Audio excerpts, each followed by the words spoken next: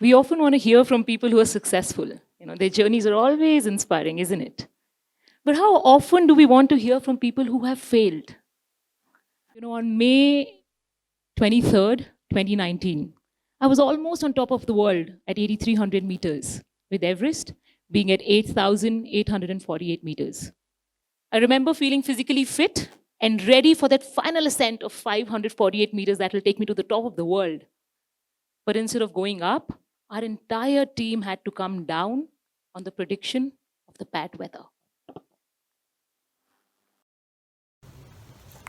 Extremely disappointed as I record this video. We couldn't summit because of the bad weather. Made it till Camp 3, 8,300 meters. We were this close. We were supposed to attempt the summit push the same night. And as soon as we arrived at Camp 3, we were all called back because of the bad weather reports. Well, there was a lot of planning that went into this trip. I'm not sure if I can do this again. 2 months away from work, away from family.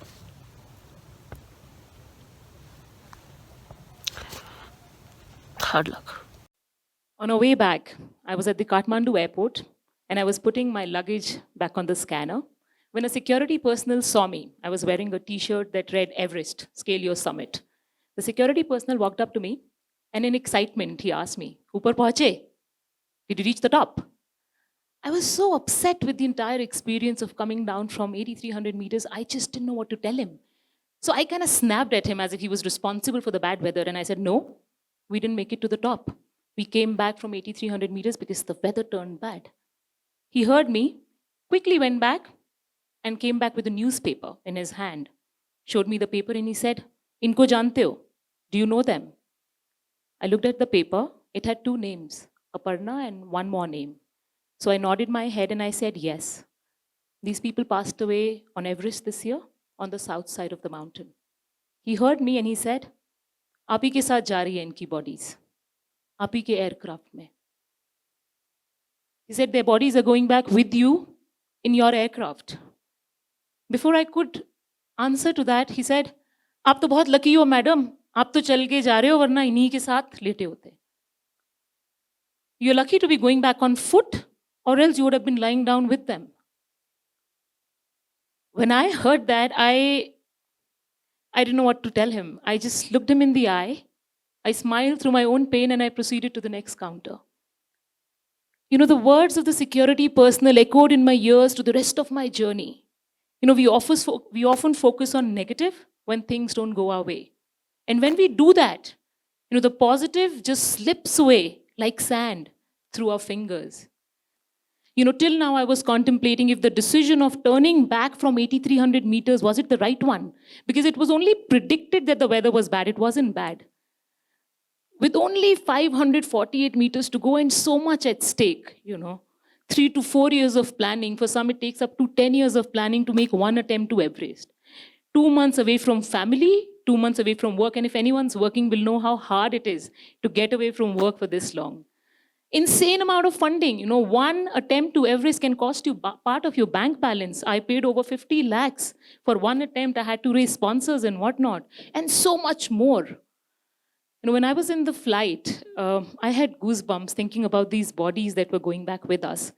These people were with us in Kathmandu, and now they're going back in a box. I thought, what if this flight is ill-fated? What if this flight crashes? So many thoughts. When I landed at Delhi airport, my parents had come to get me. As I was walking out, my mother super thrilled, ahead of my father just to get me. And she was happy, not because I couldn't make it to the top, but she's happy because I made it back alive. That year there was a lot of bad news coming back from Everest. In 2019 was a fatal year. And a lot of people were dying. And when my parents didn't hear back from me, they were scared. And when I finally made it back alive, she was super happy. And just, when I was walking towards my parents, I saw one more lady standing slightly away from my mother. She had no expressions on her face. A little bit of a closer look, and she was Aparna's mother. She had come to get the body of her daughter. When I kept walking, I mean, I didn't know of her, but we all know each other on Facebook. I knew it was her mother. I could clearly see the expressions on my mother's face and Aparna's mother's face. And I think, so my mother, again, very happy. Her daughter hasn't made it to the top. And Aparna's mother with no look, just waiting for the body to arrive. So just when I was walking and I was able to see the two ladies together and the expression, and I could compare the expressions, I realized that sometimes in life, we have to step down or step back to be able to move forward. There'll be many times in life when stepping down or stepping back is possibly the best option, and that does not mean that we have failed. There is an old saying that history is often written by the winners. So when I was preparing for the talk today, I started listening to motivational speakers on the internet. And there's one thing that was common amongst all of them. What was that? They were all achievers, They had all achieved what they had set out for. Some of them also giving out a message of do or die. And that winners never quit. And you should take your chances. Clearly, these are the lucky ones who took that chance and came back alive. But if I have to ask the same questions to those who couldn't make it back, I'm sure the answer would be slightly different. So what I learned is that everything that happens with us in life, it happens for a reason. We may not know what the reasons are, but in the end, we will know it. When I saw my mother and Aparna's mother, I got all my answers. Today I stand here in front of you, alive, and absolutely kicked about going back to Everest and claiming the part of my soul that was left there. The picture that you see on the screen is the highest point where I could make it. It was 8,300 meters. And I do hope that next time when we meet, maybe on the same stage, I will be showing you a picture from top of the world.